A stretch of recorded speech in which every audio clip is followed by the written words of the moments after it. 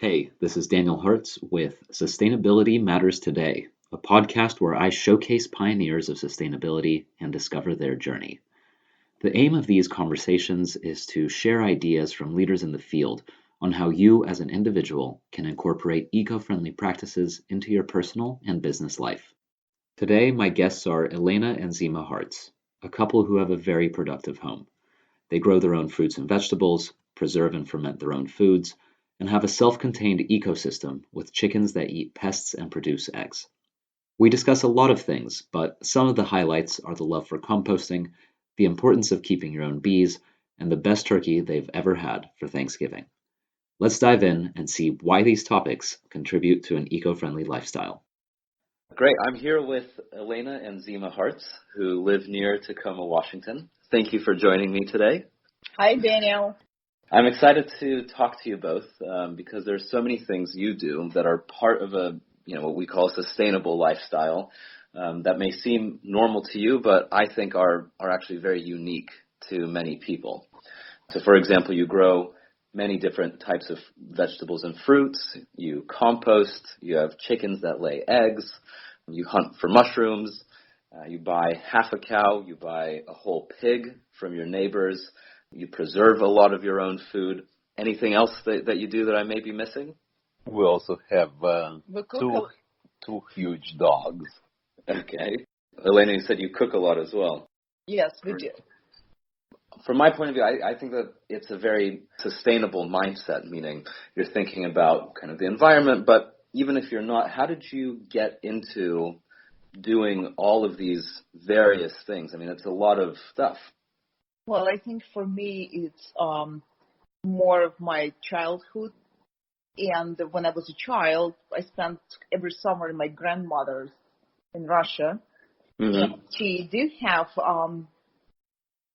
large piece of property where she grew her veggies and fruits, and she did have some livestock. And I was always dreading those tasks. Yeah. That I will have to be watering tomatoes for 2 hours instead of playing with, my friends. Right. And I always hated that part. And it never even occurred to me that one day I will have a garden or I will have chickens. And it was much later in life, actually, in my, I think in my 30s. I was about 28 or 30 when I planted my first flower by my apartment. And slowly but surely, it started and continued going on. I think for me, it's part of returning to the flavors of my childhood. Yeah, I think I agree. A lot of it has to do with going back to our roots, no pun intended. But I have similar situation because I grew up with our own vegetable garden and fruit garden. Mm-hmm. And one of the things that we discovered, Elena and I, that we miss a lot of things which are not popular in the States. Things that we grew up as kids.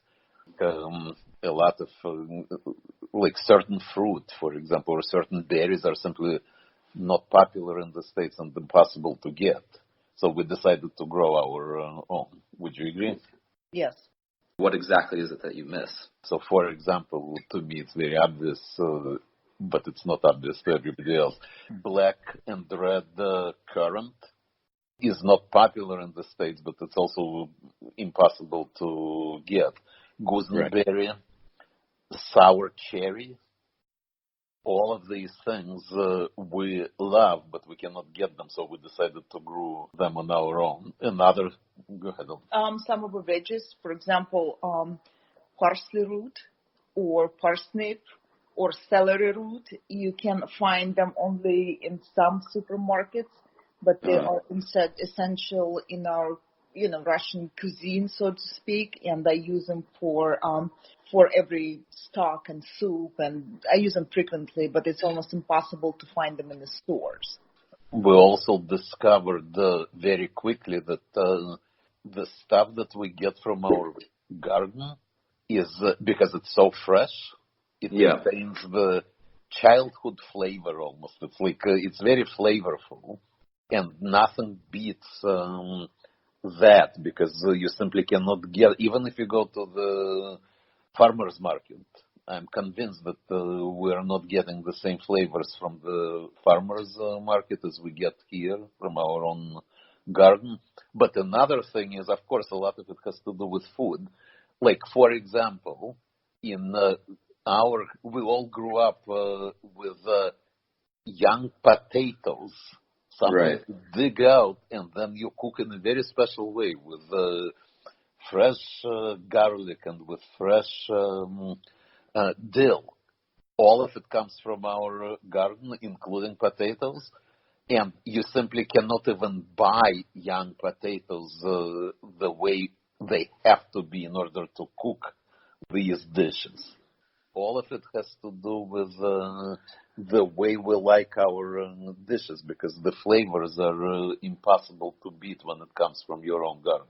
It all started really more out of necessity to a certain degree, really. Or craving for certain foods and flavors. And then that's also comes down to the preserving of the food as well. That's very true. What exactly does it mean to preserve food, at least the way that you do it? Well, when you work hard all year on producing something in your garden, and it's more than you can eat fresh, you have two options. Three options really. You give it away, you throw it away, or you preserve it. And again, it goes back to our culture. In Russia, that's what we did. Summer and fall would be spent preserving the goodness of a garden. Because if you did not preserve, you did not eat in the winter. So it was a necessity. But then again, home preserves, canning, it tastes nothing. No store-bought preserve will taste as good as a homemade. Yeah, well, I'm guessing you pick everything when it's perfectly ripe, and then you're preserving it right away. Pretty much, yes.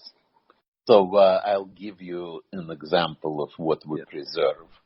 For example, and it's interesting how we learned how to preserve, because we had to go back to our grandparents, and Elena actually recovered, if you will, by interviewing her parents and my grandparents. We came up with the original recipes which they used, and it took us years actually to perfect these things.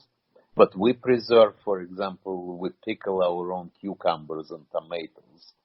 And this is very interesting, because if you've never done it, it is surprising. It was a surprise to me. Elena taught me that, for example, you have to, when you pickle cucumbers, you actually pickle them in hot water. Same with tomatoes, and it would never occur to me. The first time Elena told me about this, I thought that the recipe is wrong, and whoever gave it to us has no clue. If you're putting it in hot water, then you're going to be cooking the vegetables and the fruits. That's right, and there is some of it, as it turns out. But the interesting thing is that that's also what makes, for example, cucumbers crunchy. We discovered, because we started getting really interested in this, you start learning about these things. And, for example, I discovered that before you pickle your cucumbers, we leave them in cold water for hours. Ideally, if we would have like a brook or a stream on our property, that's what you're supposed to do. Yeah, but that's also what makes it crunchy. Another thing that I found out by really reading about cucumbers, you can see that I'm sort of a fan of pickled cucumbers. But one thing that I found out, that not every kind of cucumber is good for pickling. And when you look at cucumbers, fresh cucumbers, you will realize that they have little dots on them, or little pricks, if you will, tiny, tiny needles. If the color of these tiny things is white, then you use these cucumbers for salads.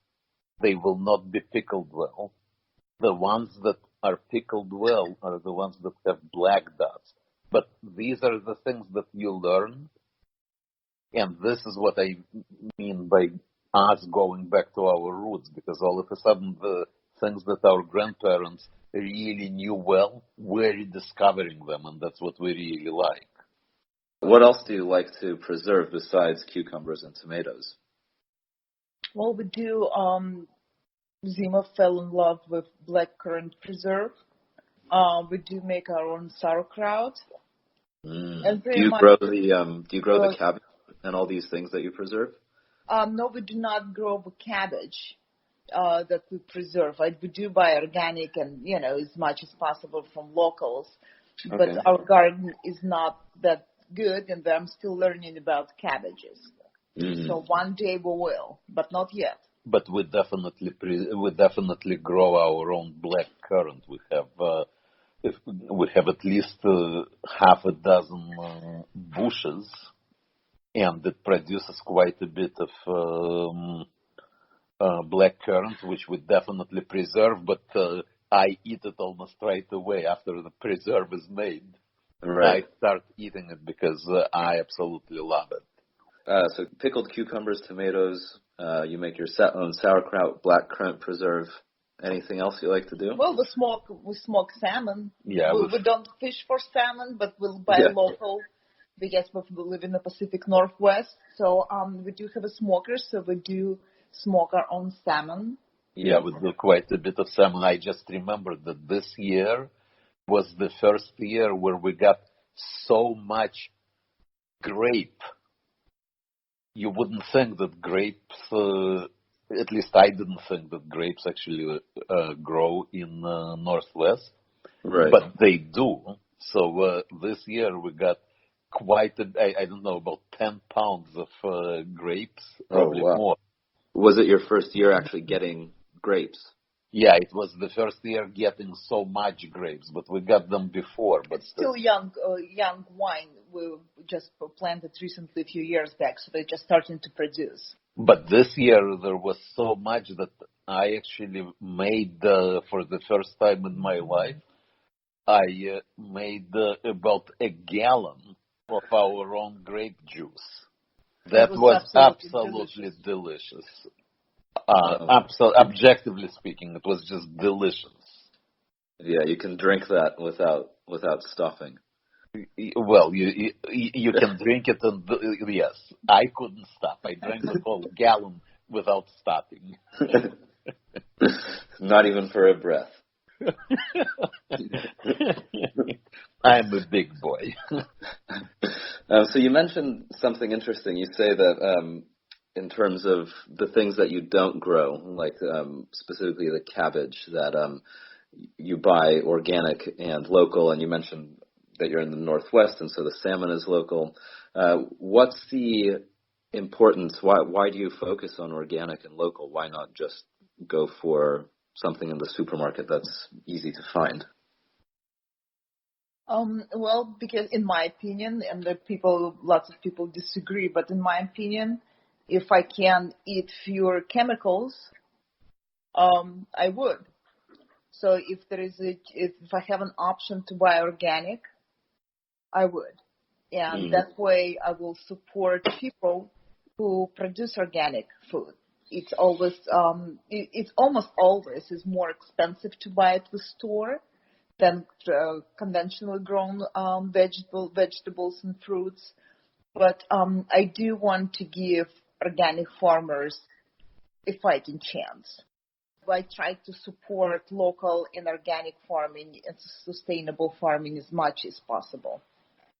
Is that more for your own personal health than for anything else? I mean, is there any kind of environmental motivation? I think it's both for our own health and for environment as well. there is nothing good about chemicals running off from the fields into the ocean and our streams. We'll read left and right that such and such stream or body of water is heavily contaminated with such and such medication or this or that chemical, or fish is dying off. So there is nothing good comes from that. It makes chemicals make life easier for farmers, but easier is not always better.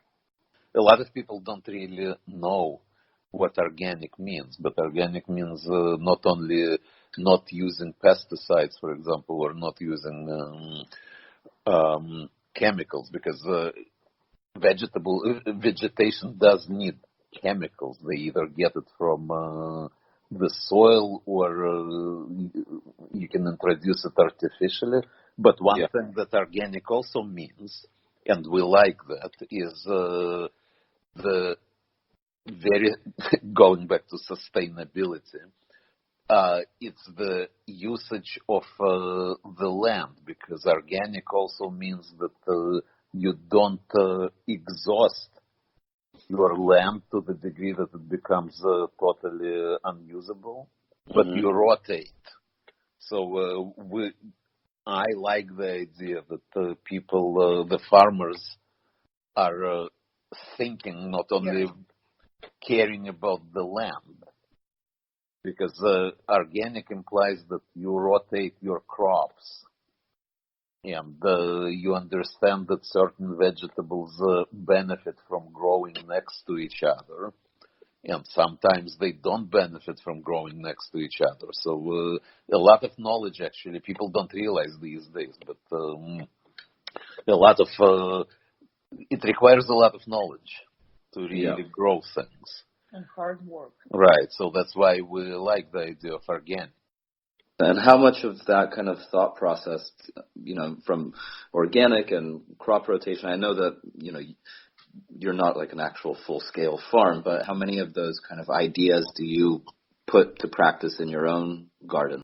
I like the idea of composting, and we're almost religious about this. Whatever we compost, only the vegetation stuff, like vegetables or greens, but almost religious. It's like I want to make sure that none of the compostable stuff goes into the regular garbage. It's like sometimes I fish it out from by mistake. If by mistake we put it into regular garbage, I will take it out and put it into our special bag for composting. Because I just like the idea of producing our own soil, if you will, without using any outside chemicals. Well, in the garden, we also use a lot of beneficial insects. Even if we don't have our own, we would buy at the store ladybugs and praying mantis and other things and release it in our garden to combat the pests, because if there is food, there are always pests. And if you don't do something, the easiest way is to spray, of course. But then you introduce chemicals that will kill the beneficial insects as well, like honeybees and bumblebees and others. So we do use natural insects like ladybugs, just like I said. And this year, for the first time, we're going to use mason bees and leaf cutter bees in our garden. We just bought a few bee houses.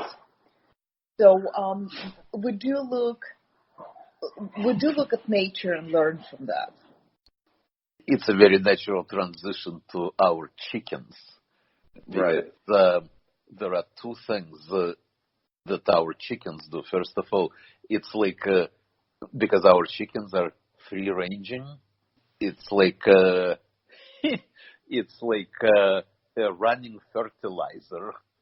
Yeah. They run around and they really fertilize the ground, and sometimes we don't like it, but they actually aerate the ground, because they keep they dig things out. But they also help with pest control, because they eat a lot of bugs, and so in that sense we have our own ecosystem that is self-supported and self-maintained, because we grow our stuff, we have our chickens which are taking care of bugs, and then we have the eggs. And I have to say that the eggs from our chickens is something that we've had our chickens for at least 4 years.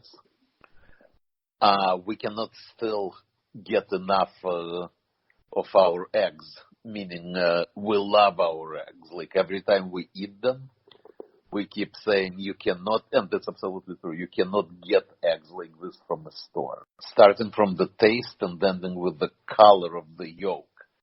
When you go, let's say, on vacation somewhere, and you go to the hotel and they have scrambled eggs or sunny side up there, can you instantly see and taste the difference?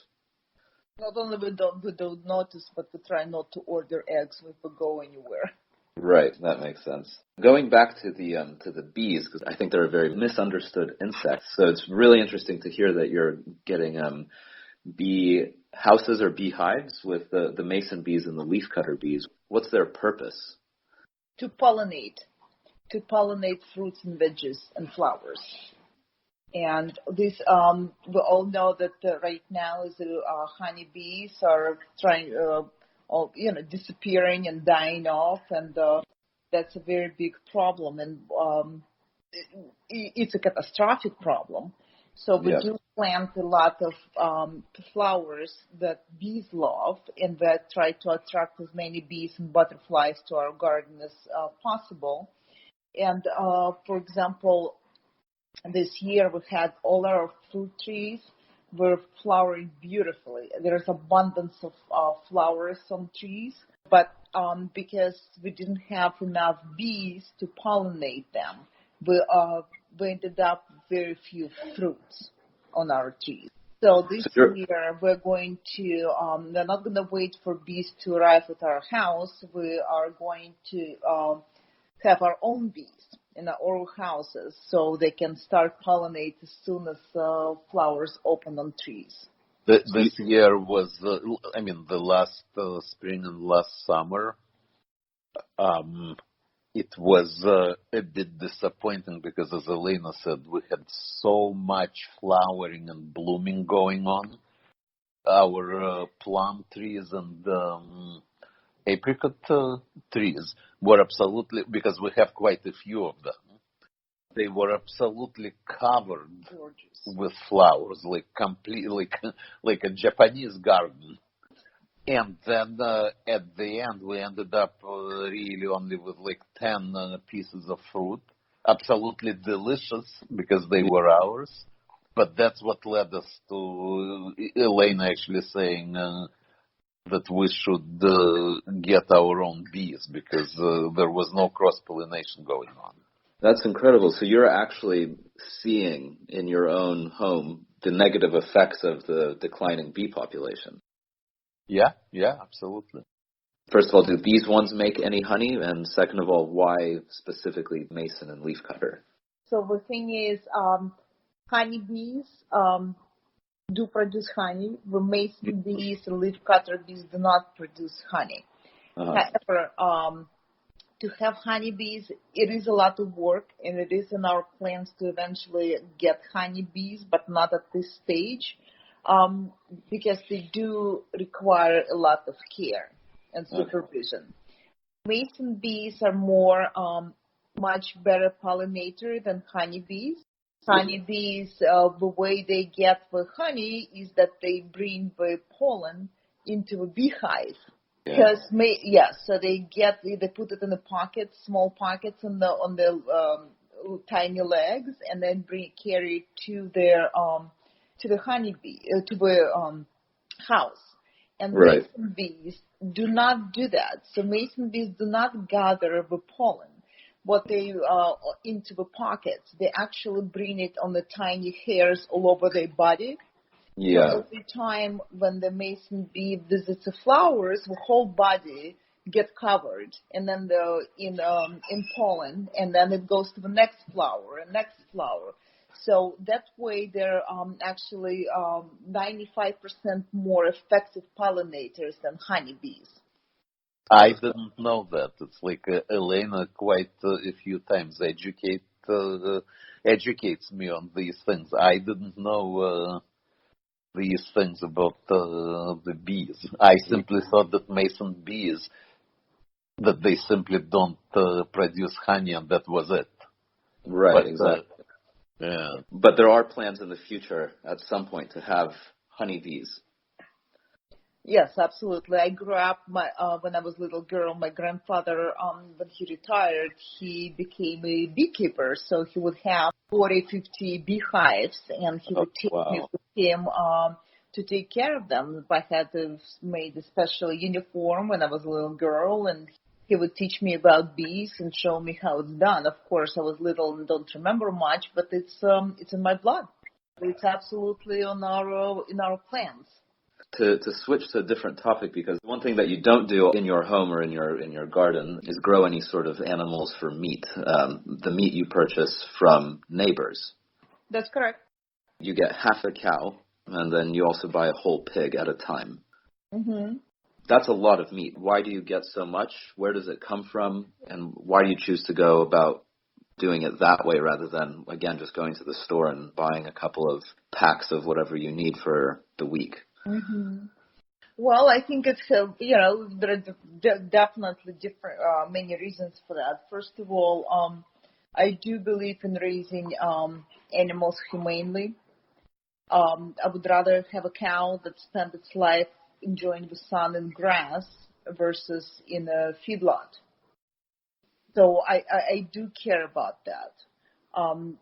They are part of ecosystem. They bring something, a cow brings something to the nature gives something to the cows and the, land and all of that. It's, and the flavor, you cannot beat the flavor of a grass-fed cow versus the cow that was never seen the sunlight. We do want to support local farmers and people who care about the farming as much as we are. It takes community to be successful. And, and the reason we buy, by the freezer is it's more economical. It preserves well for a year. You don't feel, you don't taste any difference.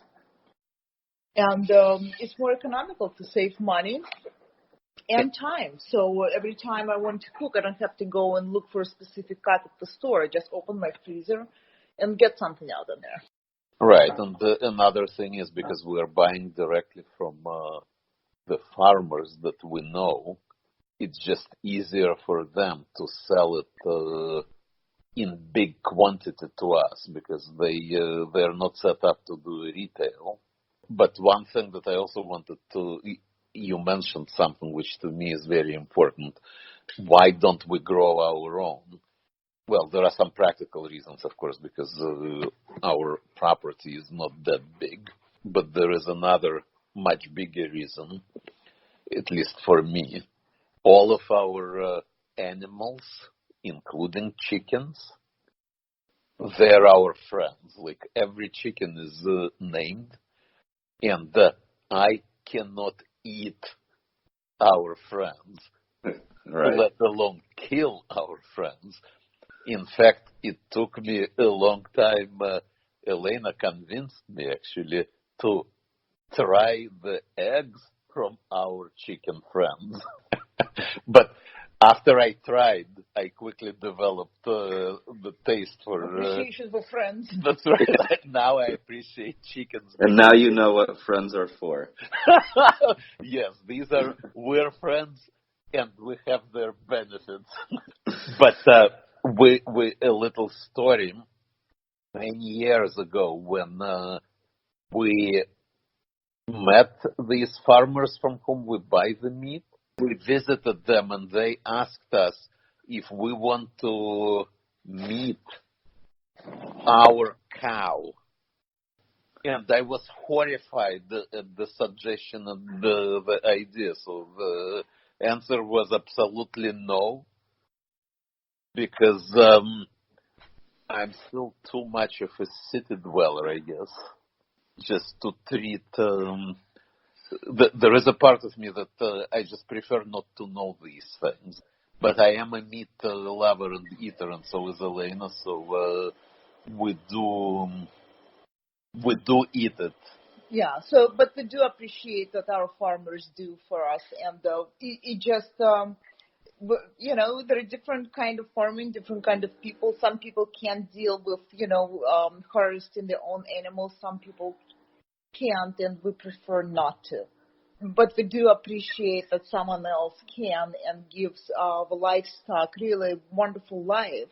They're saying, happy cows or happy chickens, happy eggs, and we are what our animals eat. So it's very important how they're taken care of.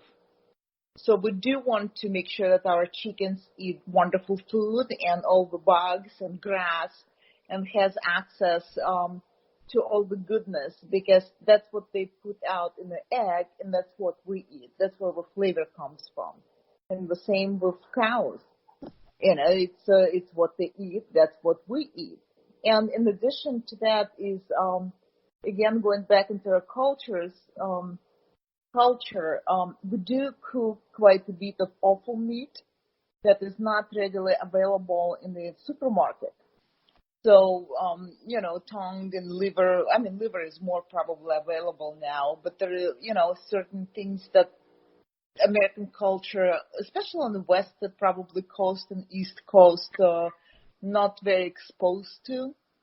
So there is very limited availability. You can find certain things in ethnic stores, but, it's hard, and especially, when you're far away from ethnic stores. So, but having your farmers as friends definitely helps. To me, this is very interesting culturally. It's not does not directly have to do with us growing our own stuff, but it's interesting how the American culture over the years is trying to get away from connecting the way the food naturally looks to sort of being totally unrecognizable. And because of that, a lot of children, for example, cannot really relate when they eat meat. There is absolutely nothing in the way the meat is sold, especially if it's prepared meat. You absolutely don't connect it to the original meat. But it's also interesting, like if you go to anywhere in Europe, if you go to a meat section, and I'm not even talking about places like Asian countries, but in Europe, you go to a meat section, you will see a lot of not only different cuts, but you will see internal organs, for example, being sold because that's what European cuisine still uses. But in the United States, you go to a meat department or a deli department, you pretty much will see a bunch of variations on chicken or turkey breast. And amazingly enough, speaking about farming, this year was the first time that I purchased for Thanksgiving a turkey that was raised locally, so a heritage breed, and it was not frozen. It was actually fresh. It was chilled, but not frozen. It was much more expensive than regular turkey, obviously. It looked completely different because the turkey was pasture raised. So it didn't have that huge breast that we're accustomed to in turkeys. But it was remarkable because the flavor, I've never tasted a turkey of that flavor ever in my life. Yeah, it was absolutely amazing. It was absolutely amazing. The flavor, the juiciness, the tenderness of the meat, amazingly enough. I don't think I will ever go back to the regular turkeys and buy it for Thanksgiving. I mean, you can just beat the flavor of that. I personally don't like turkey specifically because I find it far too dry. Yeah, because you've never tasted the turkey as what was intended to. the Wow. heritage breed, where Yeah, it was absolutely delicious. it has nothing to do with what we are used to in this culture.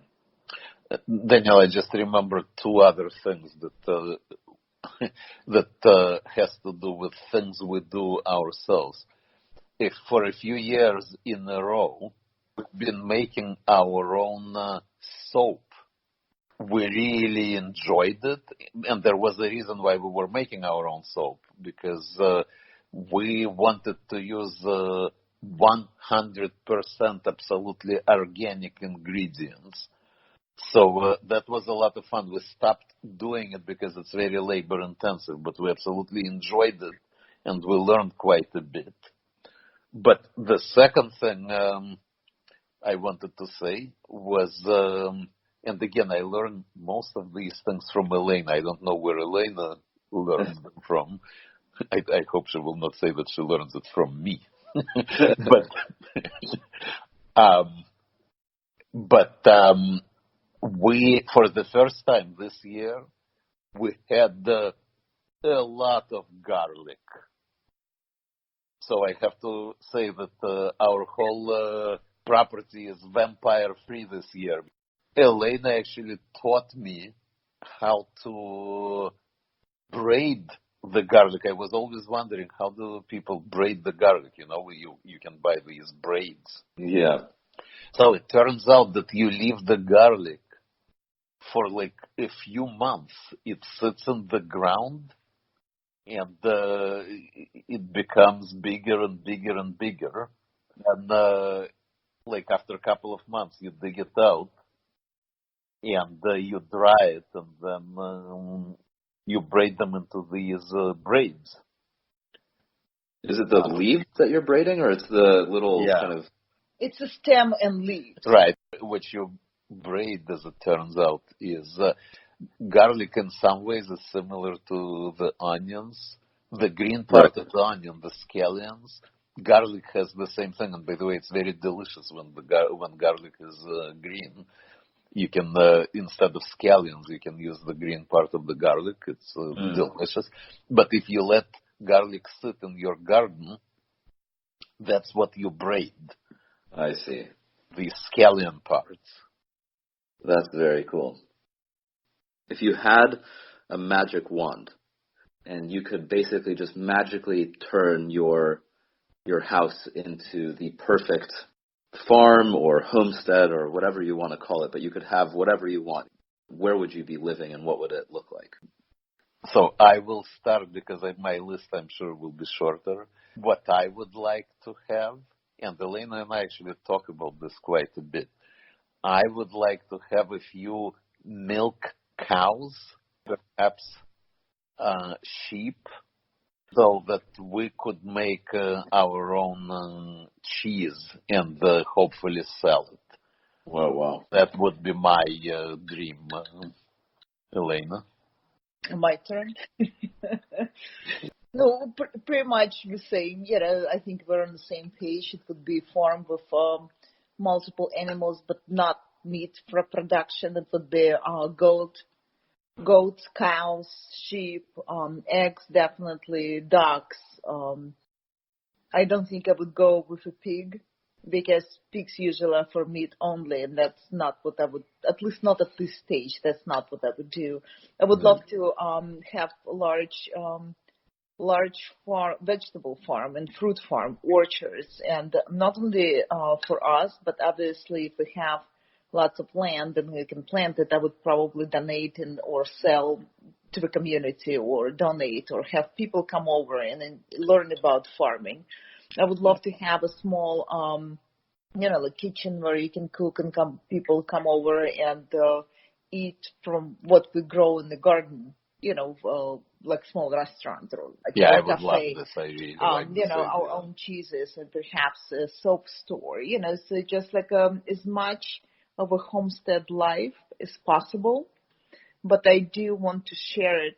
I would want to share it with people. It wouldn't be only, fields of cabbage and that's it. I would love to have different things planted and cook and introduce people to different flavors that they never tried before in their life. And I think maybe it's because we're getting older, I don't know, but I think we always were this way.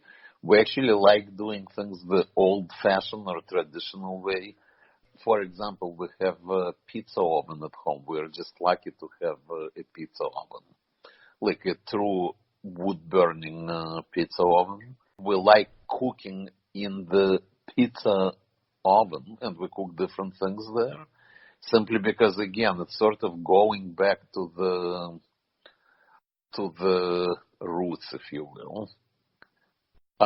Because in the modern world, we are all trying to rush and save time, and you sometimes sacrifice the quality by doing this. We're trying to, in this particular case, we're trying to slow down and just really do it the way people used to do it for thousands of years. I think that's very important, and it's like you say, I mean, the world really is getting faster and faster, and technology is constantly coming out to do things more efficiently, more effectively, and to remove as much kind of the manual processes as possible. I remember a funny story with our own daughter, Catherine. She was already high school, if not in college, and she saw for the first time I planted corn. And for the first time, she actually saw how corn grows.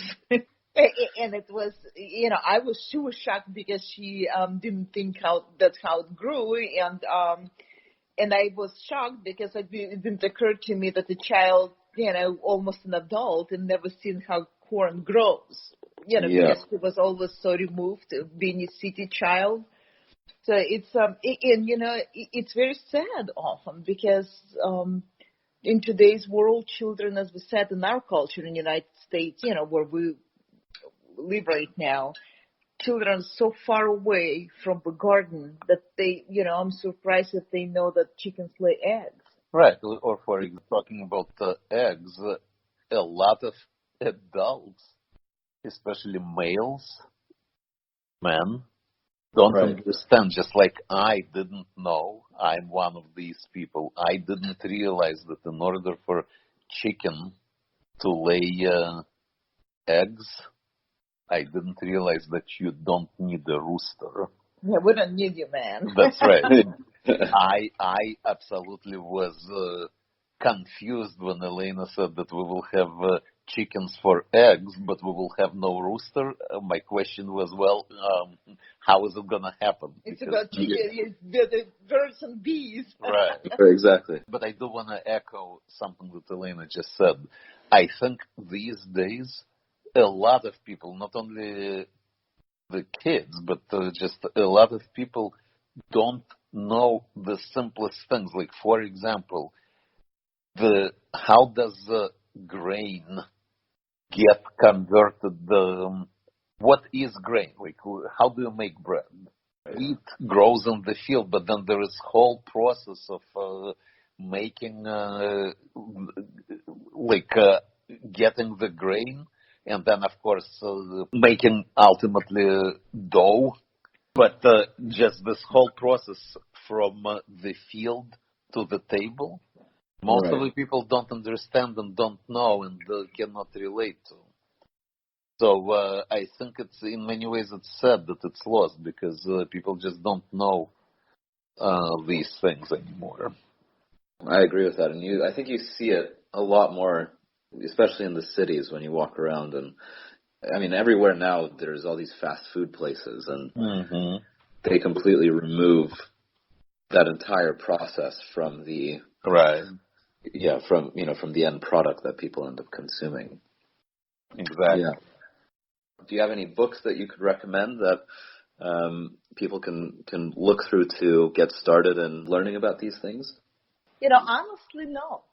I do get my knowledge from magazines, that come out periodics, and a lot of that is from internet. I'm sure there are lots of books, you can read about that, but I do find that there are so many websites and so many, or sources that, you can do without books.